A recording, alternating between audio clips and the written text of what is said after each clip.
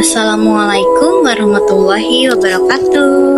Sahabat semua, pada kesempatan kali ini izinkanlah kami membawakan sebuah kisah hikmah yang penuh kelucuan, kecerdikan sekaligus pelajaran tentang kecerdasan berpikir dan seorang tokoh legendaris Timur Tengah, yakni Abu Nawas. Siapakah dia? Abu Nawas adalah seorang penyair, cendekiawan, sekaligus ahli logika yang hidup di masa kekuasaan Baginda Raja Harun al-Rasyid di Baghdad. Sahabat sekalian, seperti apa kisahnya? Mari kita mulai bersama-sama.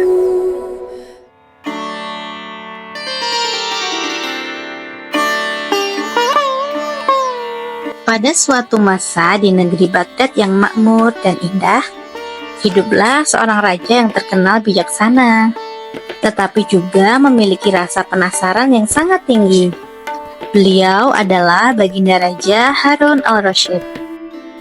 Selama bertahun-tahun, Baginda Raja selalu dibuat takjub sekaligus gemas oleh kecerdikan seorang rakyatnya yang bernama Abu Nawas. Betapa tidak, berbagai tipuan dan muslihat yang dirancang Baginda Raja bersama para menterinya, tak satu pun yang berhasil menjatuhkan Abu Nawas. Sebaliknya, Abu Nawas selalu mampu membalikan keadaan dengan kecerdikan. Meski demikian, Baginda Raja tidak putus asa. Beliau berpikir, suatu saat aku pasti bisa menjerat orang ini. Sahabat sekalian, di Baghdad terdapat sebuah tempat pemandian air hangat yang terkenal hanya diperuntukkan bagi bangsawan, pangeran, para menteri, dan orang-orang terhormat di kerajaan. Pada suatu sore yang cerah, saat Baginda Raja dan para menteri sedang berendam di kolam air hangat itu, tiba-tiba Baginda Raja berkata kepada para menterinya, "Wahai para menteriku, aku telah menemukan akal bulus untuk menjebak Abu Nawas." Para menteri pun saling pandang. Salah seorang dari mereka memberanikan diri bertanya, "Wahai Paduka yang mulia, apakah gerangan bercanda Baginda?" Tetapi Baginda Raja hanya tersenyum tipis sambil berkata, "Kalian tak perlu tahu sekarang. Aku hanya ingin kalian datang lebih awal di pemandian ini esok sore. Datanglah sebelum Abu Nawas hadir, karena aku akan mengundangnya mandi bersama kita.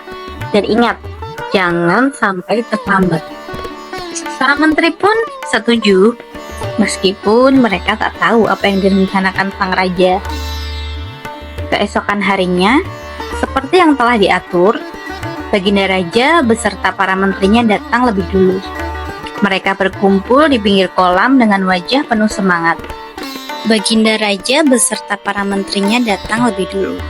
Mereka berkumpul di pinggir kolam dengan wajah penuh semangat. Baginda Raja pun membawa sesuatu yang tidak biasa. Di tangannya terdapat sebuah keranjang berisi 19 butir telur ayam. 18 butir dibagikan kepada para menterinya, dan 1 butir untuk dirinya sendiri. "Wahai para menteriku, peganglah masing-masing sebutir telur ini. Simpan baik-baik. Nanti saat kita berendam, kita akan menyelam dan muncul ke permukaan dengan membawa telur masing-masing, seolah-olah kita baru saja bertelur di dalam air." Biarkan Abu Nawas kebingungan, karena ia pasti tidak punya telur. Semua pun tertawa kecil mendengar rencana konyol itu. Tak lama berselang, datanglah Abu Nawas. Dengan wajah ceria, ia menyapa Baginda Raja dan para menteri. Tanpa curiga, ia pun bergabung dan berendam bersama mereka. Setelah semua siap, dimulailah akal-akalan itu. Baginda Raja memberi isyarat. Para menteri satu persatu menyelam, lalu muncul ke permukaan sambil membawa telur masing-masing. Mereka berpura-pura lega seolah baru saja bertelur di dalam kolam. Akhirnya keluar juga telurku." Abu Nawas mulai heran. Dalam hatinya ia berkata, "Ada-ada saja ini Baginda dan para menteri. Manusia mana bisa bertelur?" Tetapi karena dadanya mulai terasa sesak, Abu Nawas pun ikut naik ke permukaan. Tak lama kemudian, Baginda Raja langsung mendekatinya. Wahai Abu Nawas, mengapa engkau tidak membawa telur seperti kami? Bukankah engkau harus ikut bertelur? Abu Nawas tersenyum tenang. Tanpa gugup, ia tiba-tiba mengeluarkan suara seperti ayam jantan berkokok. Kukuruyuk! Semua yang ada di sana terkejut. Ampun tuanku yang mulia, hamba tidak bisa bertelur seperti Baginda dan para menteri. Kalau begitu, engkau harus dihukum. Tetapi, Abu Nawas segera mengangkat tangannya memohon izin untuk membela diri. Tunggu dulu wahai tuanku, izinkan hamba menjelaskan. Sebenarnya kalau hamba mau, hamba pun bisa bertelur. Tapi masalahnya hamba ini ayam jantan, dan hanya ayam betina lah yang bisa bertelur. Seketika suasana menjadi hening. Abu Nawas pun kembali berkokok dengan lantang. Kukuruyuk!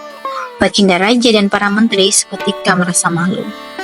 Wajah-wajah yang tadinya cerah penuh kemenangan, kini berubah merah padam.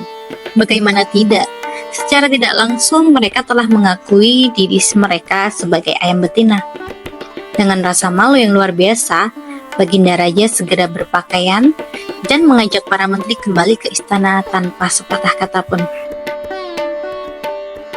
Demikianlah sahabat sekalian, Abu Nawas kembali menunjukkan kecerdasannya. Ia memang tampak sederhana, bahkan kadang berpura-pura bodoh. Namun, di balik itu, beliau adalah seorang ahli logika yang lihai membolak-balikan kata-kata dan situasi.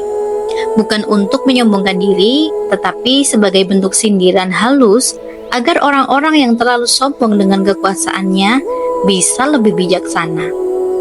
Semoga kisah ini bisa menjadi hiburan sekaligus pelajaran bagi kita semua, bahwa kecerdasan dan akal sehat adalah anugerah yang luar biasa, dan kesombongan hanya akan mempermalukan diri sendiri. Terima kasih telah menyimak kisah Abu Nawas kali ini. Sampai jumpa di kisah hikmah berikutnya. Wassalamualaikum warahmatullahi wabarakatuh.